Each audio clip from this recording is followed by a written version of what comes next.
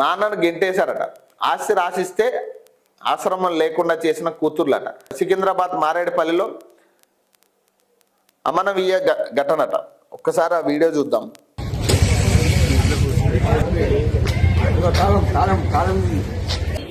ఇల్లు ఇస్తే ఇల్లు అమ్ముకున్నాడు. మా అల్లుడు, పెద్ద అల్లుడు.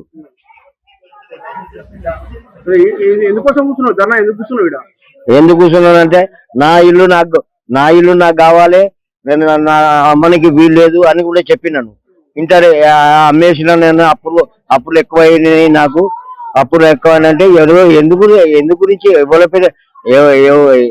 ఎందుకు చేసినావు నువ్వు అప్పులు? నాకెందుకు అప్పులు? నీ అప్పులు గురించి నా ఇల్లు అమ్ముతావా నువ్వు? నీకు బతకనికి నేను ఆసరా ఇస్తే నువ్వు సరిగా బతుకుతలేవు. నీ ఇష్టంతో నువ్వు అన్ని నా ఆఖరికి ఇల్లు కూడా అమ్ముకున్నావు నువ్వు. అది మంచి పద్ధతి కాదు. ఎవరికైనా చెప్పినా నలుగురికి నేను ఎంత మంచిగా చెప్పినా నీకు, అయినా నువ్వు ఉంచలేవు. నీ ఇష్టం ఉన్నట్టు మాట్లాడుతున్నావు. ఇల్లు అమ్ముకున్నానంటే ఏమన్నమాట? నువ్వు సంపాదించిందా ఇల్లు? నీకు ఇచ్చిందే మా గొప్ప. ఇచ్చినప్పుడు నువ్వు ఎట్లా ఉండాలి? చాలా జాగ్రత్త ఉండాలి. ఎంతమంది బిడ్డలు? ఎన్ని ఇల్లు ఇచ్చినారు? ముగ్గురు బిడ్డలు. ఒక ఆమె పెద్ద బిడ్డ ఎక్కడ చేస్తుంది పని? బేగంపేట్.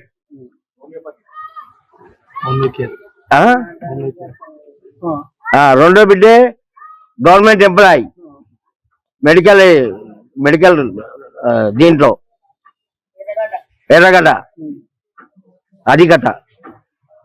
ఇంకా మూడో బిడ్డే ఇక్కడనే ఉన్నది. ఆమె అడుగురి అగో ఇక్కడనే ఉన్నది. ఇక్కడ ఉన్నది చూడు. ఎన్ని సంవత్సరాలు అయితే తిండి పెట్టక? నా తిండి 5 సంవత్సరాలు అవుతుంది. ఎవరు చూస్తలేరు నాకు. 5 సంవత్సరాల నుంచి ఎవరు చూస్తలేరు. కాదు, నువ్వు ఎవరికి ఇచ్చినావు? ఎంత మందికి ఇచ్చినావు? ఇల్లు ఎవరెవరికి ఇచ్చినావు? నేను ఇచ్చిన పెద్ద బిడ్డకి ఇచ్చిన. అమ్ముకున్నాడు. అమ్ముకోవద్దు కదా. మళ్ళీ ఈ రెండో బిడ్డకి ఇచ్చిన.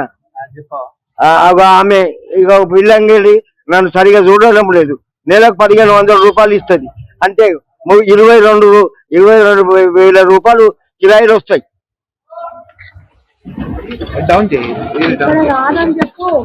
ఉండు. అది కథ. ఏం కావాలనుకుంటున్నావు? నాకు నా ఇల్లు నాకు ఇచ్చేసేయాలి. ఈ తాళాలన్నీ వేసుకున్నాడు. ఈ తాళాలన్నీ కిరాయి ఇవ్వకుండా తాళాలన్నీ వేసుకున్నాడు. కిరాయికి ఇవ్వకుండా రెండు రూమ్లకు తాళాలు వేసుకున్నారు. ఇది నేను అడిగోకి ఇచ్చిన. చూడండి, పోలీసులు కంప్లైంట్ ఇచ్చిన. ఇది తప్పు, మీది తప్పు చాలా. ఆయనకు ఎందుకు సరిగా చూడడం లేదు? సరిగా చూస్తే ఇదంతా వస్తుందా? ఎందుకు కొట్టాలి? పోలీసు వాళ్ళు న్యాయంగానే చెప్పారు. అలాంటి చాలా కోపమైనరు. నేను ఉన్న రోజులు నా జాగా నాకు కావాలి అంతే. అంటే మరి నువ్వు వాళ్ళకి రాసి ఇచ్చినావు కదా, మరి అది ఎట్లా? రాసి ఇచ్చినాము. అమ్మమ్మని ఇచ్చినామా? వాళ్ళు అమ్ముకున్నారు. ఇది అమ్ముకున్నారు. పెద్ద బిడ్డ, చిన్న బిడ్డది కూడా అంతే. కిరాయి అక్కడ పోయి తీసుకుంటది గుడికాడ. ఈ రెండో బిడ్డ రాజలింగం అట ఆయన పేరు.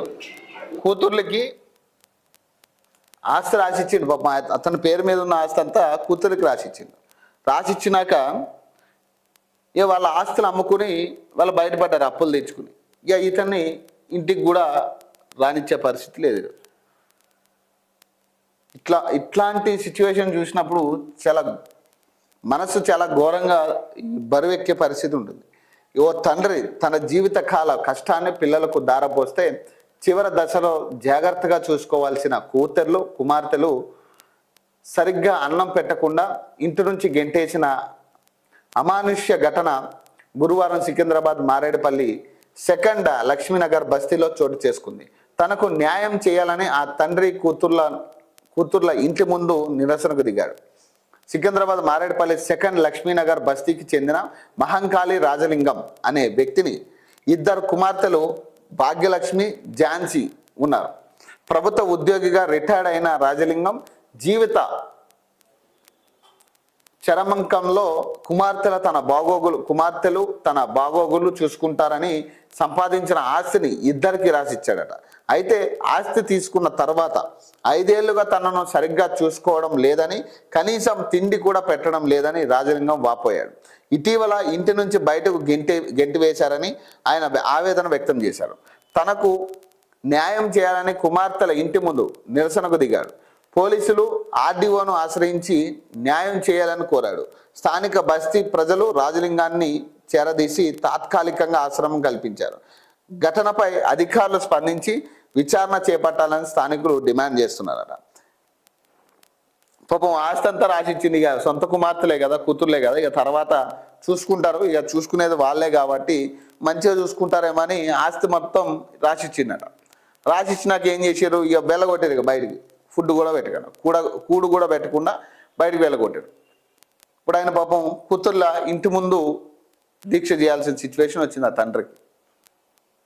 ఎన్నో ఆశలతో పెంచి పోషించుకుని ఇక చివరి దశలో నా కూతుర్లు నాకు అండగా నిలబడతారు, నా కూతుర్లు నాకు సపోర్ట్గా ఉంటారు, నాకు అది చాలు అనే కాడికి ఆయన నా ఆస్తి మొత్తం రాసిచ్చేద్దామనే రాసిచ్చి మానవత్వం చూడండి ఎట్లా. ఈ దశలో ఆయనకి సపోర్ట్గా ఉండాల్సిన కూతుర్లు ఇక వాళ్ళకి ఆయనకి ఇద్దరే కూతుర్లు, ఈ అబ్బాయిలు కూడా లేరు ఎవరు చూడ్డానికి కూడా. మరి అలాంటి కూతుర్లు కూడా మరి వదిలేస్తే మరి ఆయన ఎటు పోవాలి?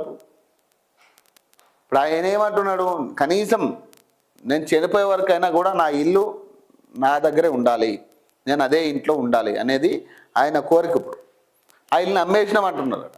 అమ్మేసాం, ఆ ఇల్లు లేదు ఈరోజు, ఇప్పుడు అమ్మేసినామని చెప్తా ఉన్నారట.